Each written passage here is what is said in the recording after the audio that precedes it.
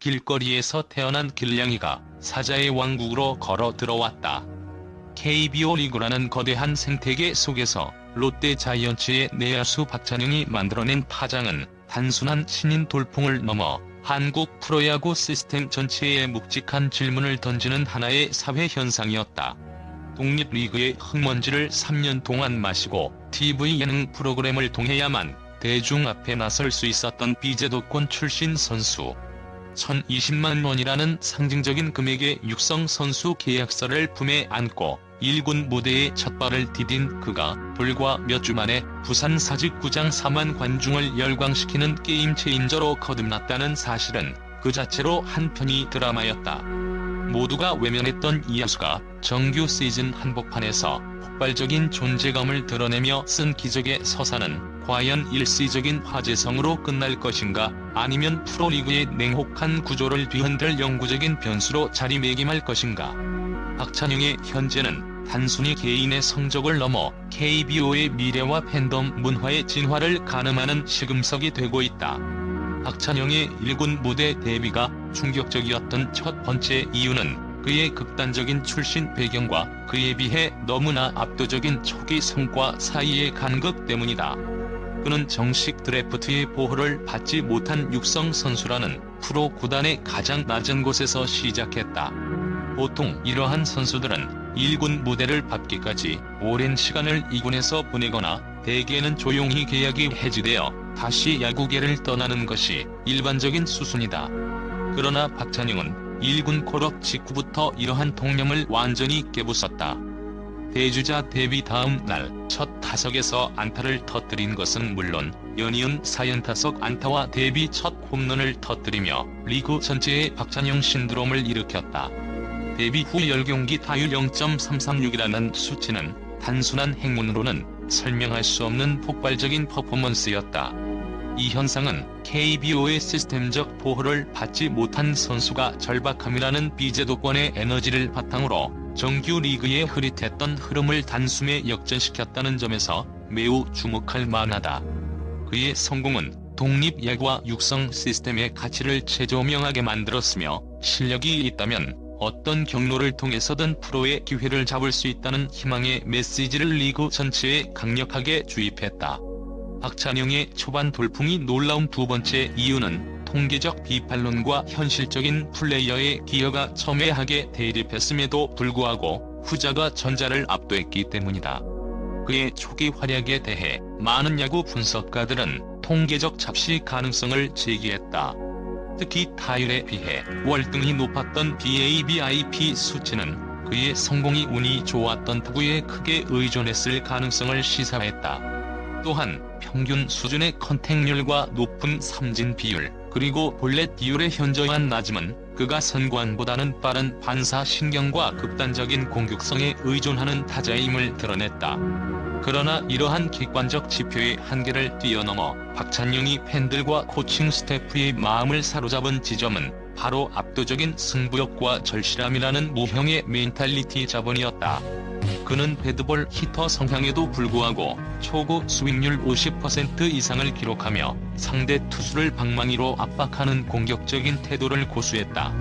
이는 그가 제한된 스킬셋을 가지고도 경기 흐름을 장악하고 분위기를 뒤집는 능력을 갖추었음을 의미한다.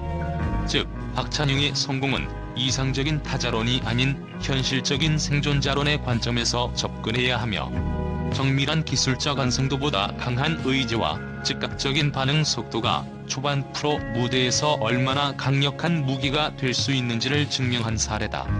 박찬용의 이야기가 주목받는 세 번째 이유는 예상된 프로의 벽에 부딪힌 후 그가 보여준 경이로운 학습 속도와 적응력 때문이다. 신인 선수가 리그에 완벽히 노출된 후 겪는 2년차 징크스는 흔하지만 박찬용은 시즌 막바지인 9월 리그 투수들이 그의 약점을 분석하고 박찬용 공략법을 적용하기 시작하자마자 타율이 0.1대로 급락하는 혹독한 시련을 겪었다. 이는 단순한 슬럼프가 아닌 리그 시스템의 본격적인 대응이었다. 대부분의 신인은 이 시기에 무너지거나 장기 침체에 빠지지만 박찬용은 7월 말 잠시 1군으로 내려갔을 때 감독의 피드백을 즉각적으로 수용하고 과정 중심의 훈련으로 타격 방식을 재설계했다. 1군 복귀 후 그는 주전 자리를 되찾았을 뿐만 아니라 팀의 가장 중요한 타순인 1번 타자로까지 발탁되었다.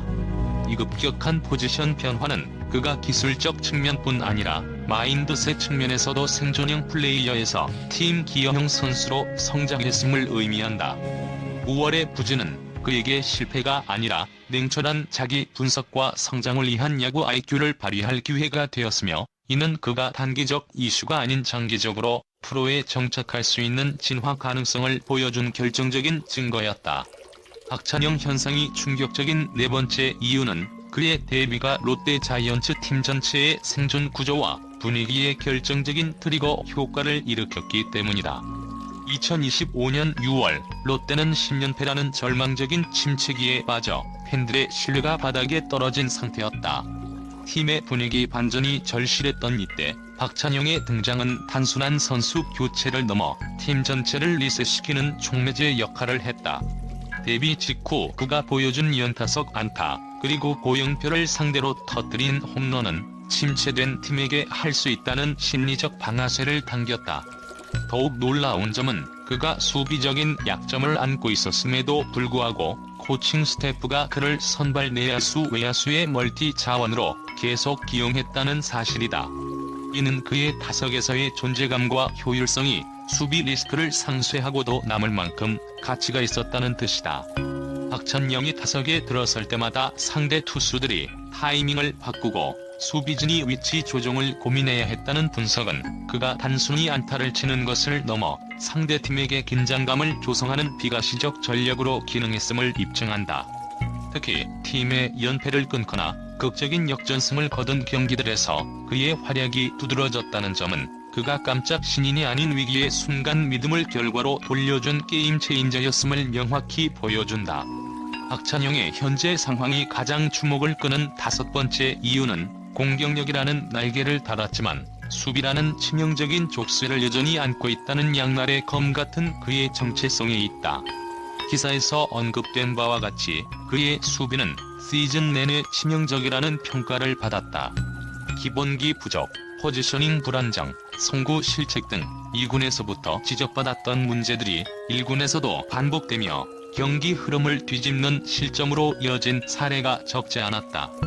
그의 공격 지표가 리그 최상위권 신인 수준임에도 불구하고 수비에서의 불안정성은 그를 반쪽짜리 선수라는 꼬리표에서 완전히 해방시키지 못하고 있다. 그러나 이 지점이야말로 박찬영의 미래를 결정할 핵심 동력이다. 그는 자신의 약점을 회피하지 않고 매일 남들보다 먼저 그라운드에 나와 수비 훈련을 반복하는 극한의 워크이틱을 보여주고 있다. 이는 단순한 성실성을 넘어 프로로 살아남기 위한 본능적 절실함의 발현이다.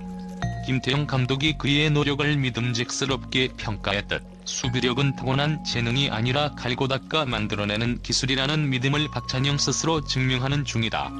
2025년 후반부에 접어들며 송구 정확도와 수비 범위가 점진적으로 개선되는 모습을 보였다는 분석은 그가 생존을 넘어 진화의 단계로 나아가고 있음을 시사한다. 결국 박찬영의 다음 챕터는 수비 안정화에 달려있으며 이 관문을 통과해야만 그는 화재성 신인이 아닌 롯데 자이언츠의 플랜 A이자 KBO 리그를 대표하는 전천후 핵심 전력으로 완전히 자리매김할 수 있을 것이다.